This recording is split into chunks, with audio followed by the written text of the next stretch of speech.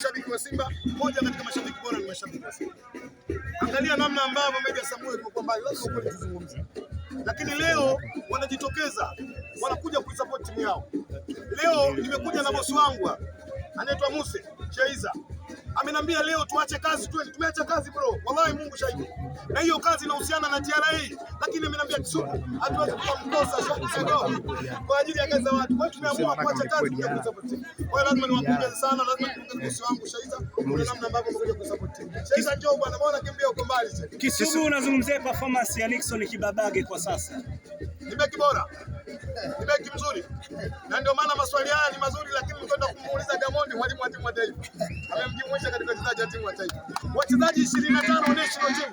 Nixon Kibabage, beki bora kwa sasa si Tanzania, Afrika Mashariki na Kati, yuko Simba. Wewe ni mchezaji bora. Mesha maswali waandishi. Mikoi jana Didiara kwenye tukio ambalo amelifanya. Wewe unalizungumziaje? Moja katika waandishi, nawapongeza sana mdogo wangu sana Singano.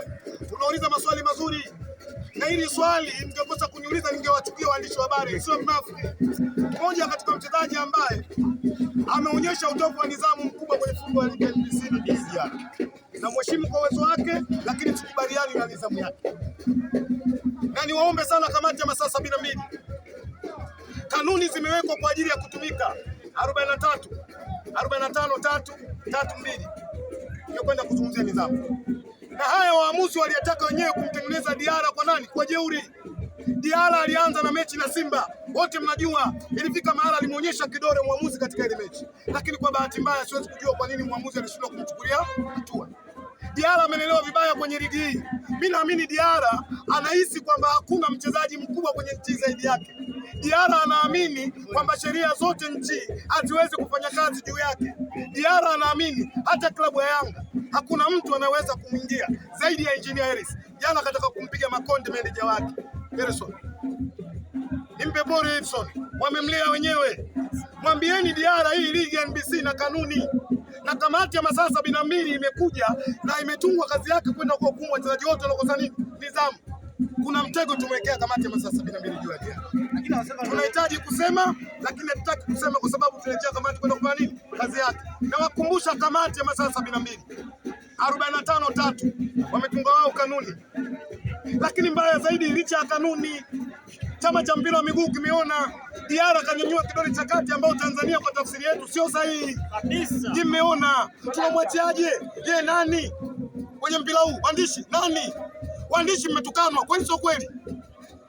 Mnasema M15, mnasema Salome, mnasema au kwa sababu aliyofanya Diara amefanya katika upendoni wa polisi. Semeni ili kuhakikisha kwamba mnakwenda kutekeleza maneno aliyozungumza Mwenyezi Mungu. Mimi naamini waandishi wa habari ni watu bora na mtaendelea kusema, na katika hili hatutakubali kuona namna ambavyo Diara anakwenda kutokufanyaje, kutokuadhibiwa. Bro, amezoea. Mimi namheshimu sana Diara uwezo wake, lakini siwezi kukubali na Diara ambayo anafanya kutoka nidhamu. Wanasema ndo mapenzi ya timu. Mfia timu. Kwa kidole watu kati ndo mfia timu. Sasa alichofanya Diara, mimi niwastue wana Yanga. Diara yuko muda mrefu hataki kuchezea Yanga, analazimishwa. Diara anatafuta kadi muda mrefu, jana anafungisha hapo anageuza kibao. Diara kafungisha Yanga jana makusudi. Wanitafute mimi wana Yanga, kodi zao mimi nazo. Mimi ndo Kisugu Mikoi bwana, ukisikia mwingine kufanyaje? Kupe kodi. Ndio kesho ofisini. Nashukuru sana waandishi.